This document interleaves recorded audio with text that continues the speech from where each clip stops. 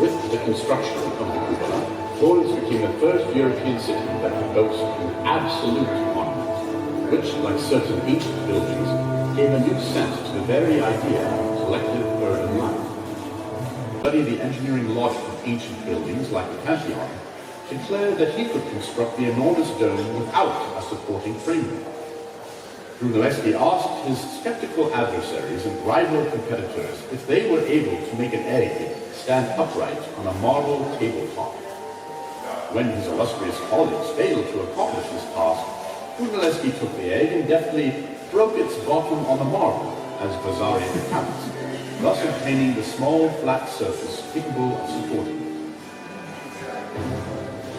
Now we know that his engineering plans arranged for the construction of two buildings, one internal, the other external, bound together and supported by a system of hidden ribs, analogous to that used 300 years earlier in the baptistry.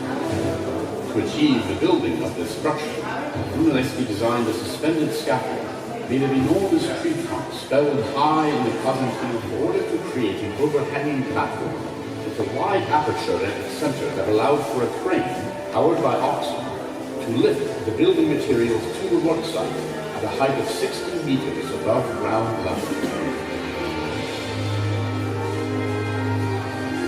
The builders greatly strengthened the front pilasters of the nave, and between the radial chapels of the transepts and the apse, they wedged in massive buttresses to sustain the weight and lateral. Simultaneously, the drum channels the dome's weight in the dynamic thrust.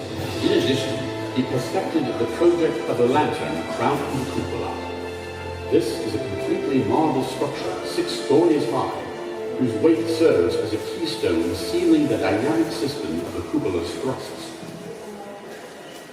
Brunelleschi, who died in 1446, did not witness the completion of the lantern, which, however, is faithful to his model, conserved at the museum.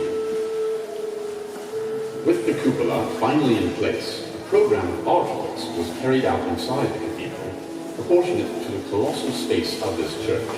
The immense frescoes of Condottieri, or captains of war, the monumental clock on the interior of the facade, and the bronze doors of the northern sacristy. Functioning in direct relation with the cupola are the stained glass windows of the 8 eyes of the drum, depicting the stories of Christ and of Mary. Brunelleschi himself did not see the completion of the marble facing of the drum, which 20 years after his death still showed its underlying structure of pietra forte, or rough clay. The image that best sums up the sense of Brunelleschi's cupola does not follow, but precedes its construction. In the Annunciation, depicted in a relief sculpture of the early 14th century, there appears, in between the Archangel Gabriel and Mary, a small domed temple, a visual metaphor of the event which, in that very moment, occurred in the Virgin's womb, the conception of the Savior.